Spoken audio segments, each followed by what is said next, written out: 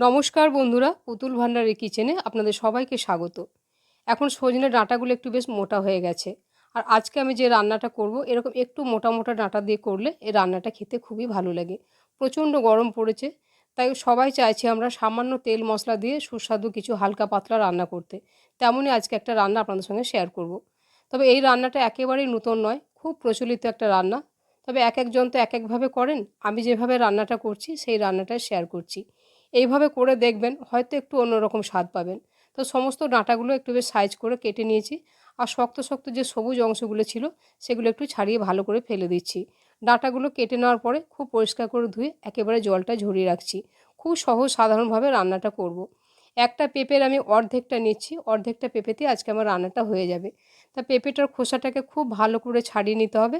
তারপর পেঁপেটাকে এইভাবে পাতলা পাতলা স্লাইস করে কেটে নিয়েছি।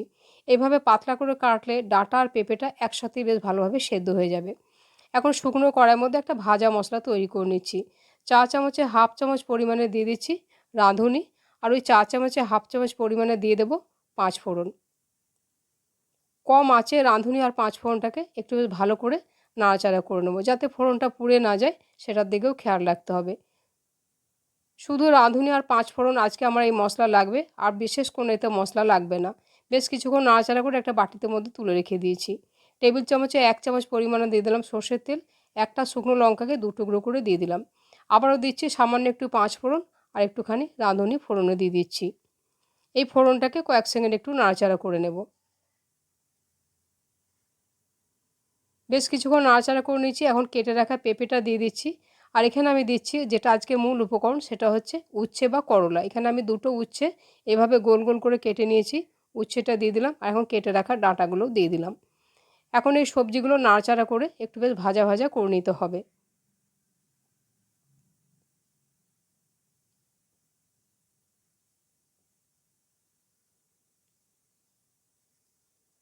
বেশ কিছুক্ষণ এইভাবে নাড়াচাড়া করে নিচ্ছি। এখন গ্যাসের আঁচটা কমিয়ে দিয়ে এটাকে আমি 2-3 মিনিট ঢাকা দিয়ে দেবো, তাহলে সবজিগুলো ভাজাও হবে, আবার বেশ কিছুটা সেদ্ধও হয়ে যাবে।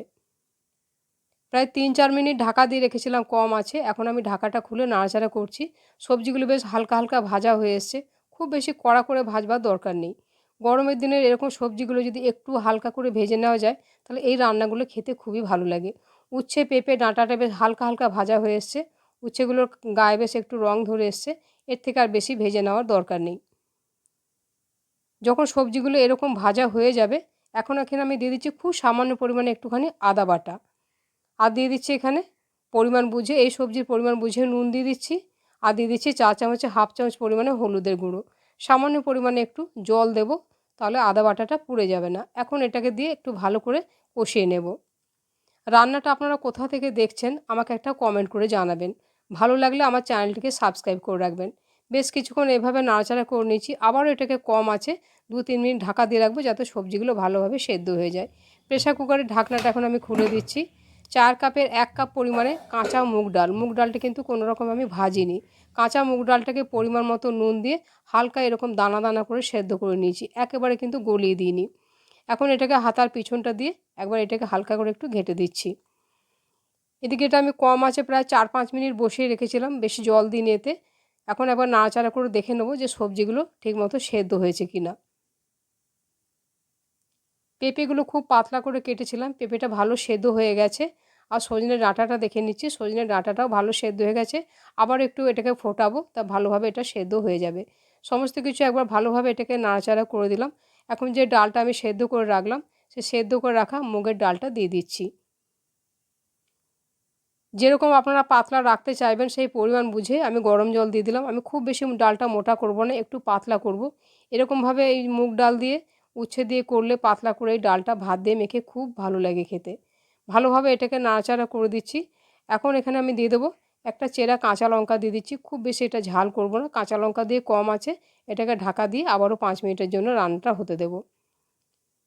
প্রায় 5 মিনিট আমি ঢাকা দিয়ে রেখেছিলাম। এখন আমি ঢাকাটা খুলে দিচ্ছি। ঢাকাটা খুলে একবার ভালোভাবে নাড়াচাড়া করে দিচ্ছি। দেখুন ডালটা বেশ পাতলা পাতলা হয়েছে, দেখতেও খুব সুন্দর লাগছে। আর এটা খেতে অপূর্ব স্বাদের হয়, কারণ এতে আমি একটা ভাজা মশলা দেবো। তাই ডালটাকে এখন ভালোভাবে নাড়াচাড়া করে নিচ্ছি। আর যেহেতু এটা তেঁতুর ডাল, তাই সামান্য পরিমাণে একটুখানি মিষ্টি দিতেই হবে। আমি সামান্য পরিমাণে একটু চিনি দিয়ে দিলাম। আর যে গোটা 5 ফোড়ন আর রাঁধুনিতে ভেজে রেখেছিলাম সে ভাজা মশলাটা ঠিক নামাবার আগে দিয়ে দিতে হবে।